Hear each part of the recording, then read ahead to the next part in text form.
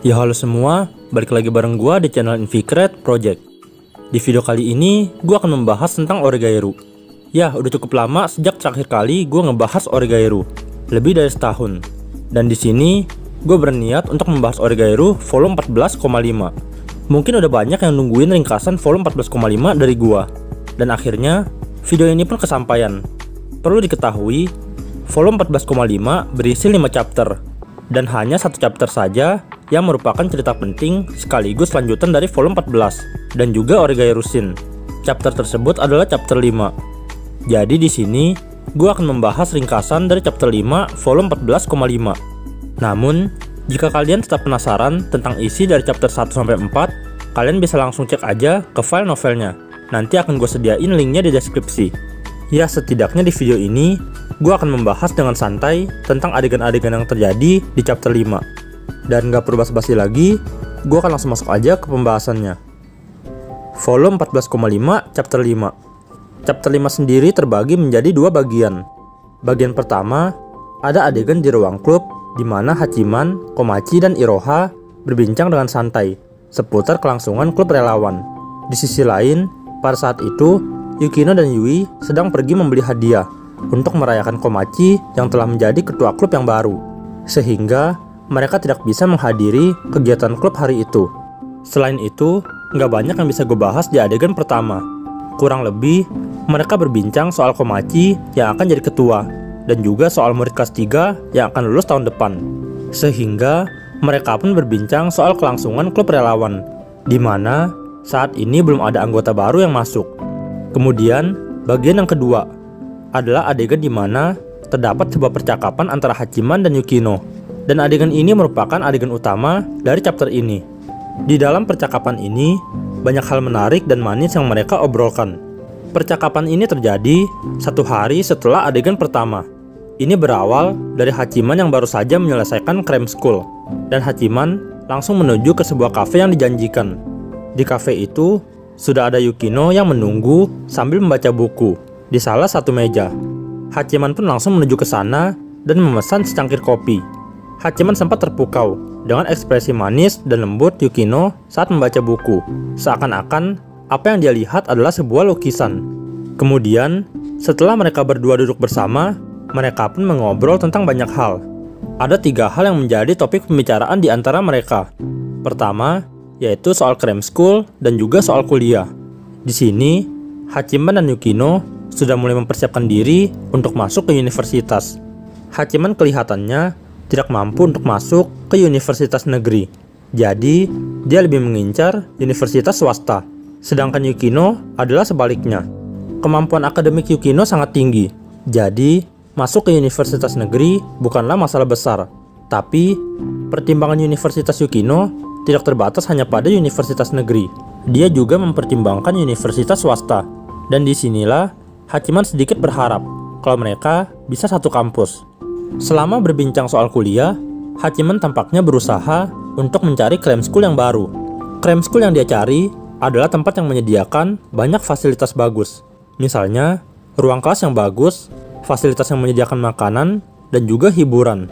Semua itu adalah sesuatu yang diperlukan untuk memotivasi dirinya agar dapat lebih fokus belajar. Mendengar hal ini, Yukino menyampaikan kalau dia ingin ikut juga ke cram school yang sama dengan Hachiman. Ada sedikit kecanggungan di sini, karena Hachiman tidak menyangka kalau Yukino ingin ikut ke cram school yang sama dengannya. Jadi, pernyataan Yukino barusan membuat Hachiman tersipu malu. Dan di sisi lain, Yukino pun juga demikian. Yukino yang sadar akan apa yang disampaikan barusan, juga ikut tersipu malu. Masih di topik kuliah, Hachiman juga berkata kalau dirinya sedang mencari beasiswa kuliah untuk menghemat keuangan. Mendengar hal ini, Yukino sempat prihatin dan bertanya-tanya apakah Hachiman punya masalah keuangan. Tampak dengan jelas kalau Yukino rela mengeluarkan uangnya kapan saja untuk membiayai Hachiman. Namun, melihat perilaku Yukino, Hachiman langsung menyangkal. Dia berkata kalau dirinya bisa meminjam uang dari orang tuanya atau mencari kerja sampingan untuk memperoleh uang. Yukino yang mendengar tentang kerja sampingan langsung menyarankan Hachiman untuk kerja sampingan di perusahaan orang tuanya. Hachiman langsung menolak dengan tegas karena hal itu bisa saja memberikan banyak masalah baginya, terutama karena status Hachiman saat ini. Kemudian, topik yang kedua yang mereka bicarakan adalah seputar Komachi. Setelah mereka lulus, maka Komachi akan kesepian di klub relawan. Tampaknya, klub relawan juga kesulitan untuk mendapatkan anggota yang baru. Sehingga, Hachiman dan Yukino sama-sama memikirkan cara untuk membantu klub relawan. Selain itu, mereka juga mempersiapkan perayaan untuk Komachi, karena Komachi telah menjadi ketua klub yang baru. Berbicara soal perayaan, Yukino pun teringat tentang suatu perayaan. Dan ini merupakan topik ketiga, sekaligus yang terakhir dari percakapan mereka berdua.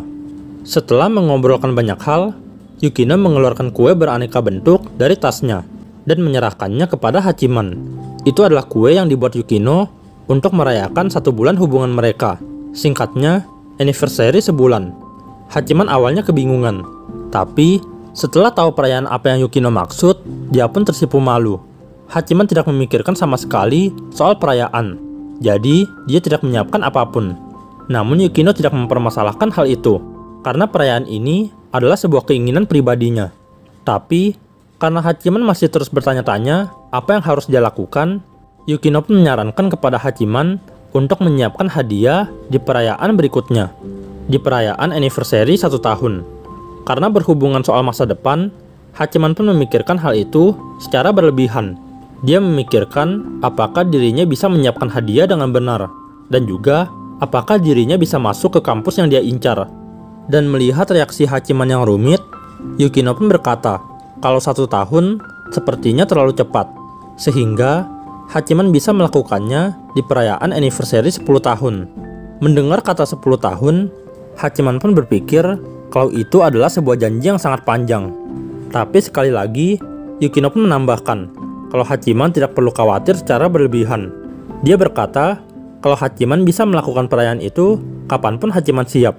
Hachiman mengiyakan sambil memikirkan betapa imutnya Yukino yang memikirkan dengan serius mengenai anniversary. Kemudian, chapter 5 pun selesai. Sedikit kesimpulan dari gua, ini adalah sebuah chapter yang cukup ringan dan manis. Walaupun hanya berisi beberapa percakapan sepele, tapi nuansa di antara mereka berdua terasa manis dan hangat. Terlihat bahwa mereka sudah menjadi sebuah pasangan yang cukup dewasa. Dan dengan selesainya chapter 5, ini juga mengakhiri pembahasan full 14,5 dari gua.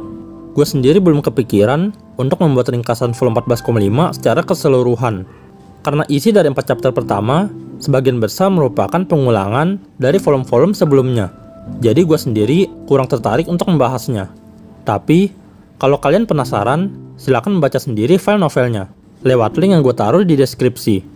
Dan ya, gue rasa itu aja yang bisa gue bahas di video kali ini. Kedepannya, gue berniat untuk membuat lebih banyak pembahasan santai seputar Oregairu. Tapi, gue sendiri cukup kebingungan untuk menentukan topiknya. Jadi, kalau kalian punya saran topik yang mau gue bahas, silahkan tulis di kolom komentar. Nanti akan gue pertimbangkan. Dan itu aja dari gue. Terima kasih sudah menonton. Dan sampai jumpa di video selanjutnya.